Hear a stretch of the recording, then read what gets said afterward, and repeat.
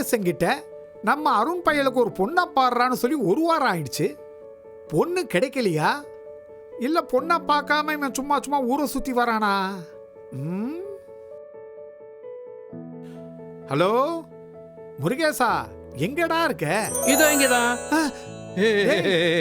எப்படா வாட்டல போன் பண்ண உடனே வந்துட்டியடா?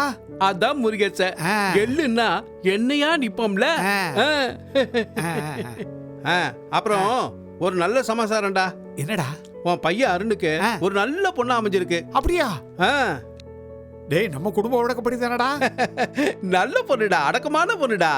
டேய், நம்ம குடும்ப வழக்கப்படி இருந்தா போதும்டா. யாரா அடக்கத்தை கேட்டா?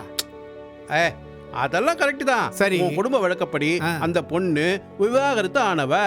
ஓ அப்படியா? சட்டப்படி டைவர்ஸ் வாங்கினவ தானே? அட, லீகலி செப்பரேட்டட்.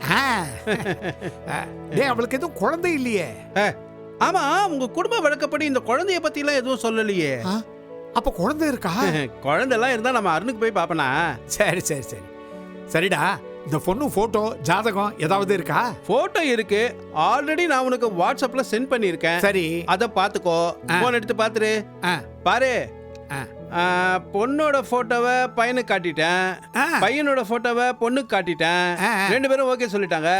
பிடிச்சிருக்கும் போது என்ன இருக்கு, அப்புறம் எதுக்கு ஜாதகம் அப்படிங்கிற? டேய், எங்களுக்கு எல்லாம் என்ன ஜாதகம் பார்த்தடா கல்யாணம் பண்ணாங்க? அந்த காலத்துல நாங்கெல்லாம் வெறும் இந்த பேர் பொருத்த பார்த்து தான்டா கல்யாணம் பண்ணோம். டேய், பொண்ணு ரொம்ப அழகா இருக்குடா. என் மனசுக்கு நிறைவா இருக்குடா. டேய், என் மூத்த பையன் நான் சொல்றபடி கேட்டிருந்தான்னா இப்ப உயிரோட இருந்திருப்பான்டா. இப்படி அநியாயமா எங்க குடும்ப வழக்கத்தை மீறி அல்பாயுசுல செத்து போயிட்டான்டா. சரி விடு, நடந்ததை நினைச்சு கவலைப்படாத. சரி, இனிமே நடக்க போறத பாப்போம். உன் பையன் அருண் கல்யாணத்தை ஜாம் ஜாம்னு நடத்திடுவோம். சரிடா. பொண்ணுக்கு அப்பா அம்மா இருக்காங்களா? அம்மா இல்ல, அப்பா மட்டும்தான். ஒரே ஒரு அக்கா இருக்கா, அவ அமெரிக்கால இருக்கா. ஓ சரிடா.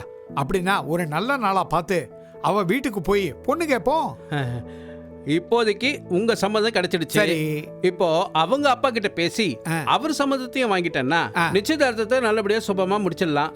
அதுக்கப்புறம் அவங்க ரெண்டு பேரும் சந்திச்சு என்ன பேசணுமோ ஏது பேசணுமோ பேசிக்கலாம். ஆமா, அதுவும் நல்லதுக்குதான். எனக்கு பசிக்குதுடா. சரி, சாப்பிடணும். நீ வரியா சாப்பிடலாம்? இல்ல, எனக்கு வேணாம், நானு கிளம்புறேன்.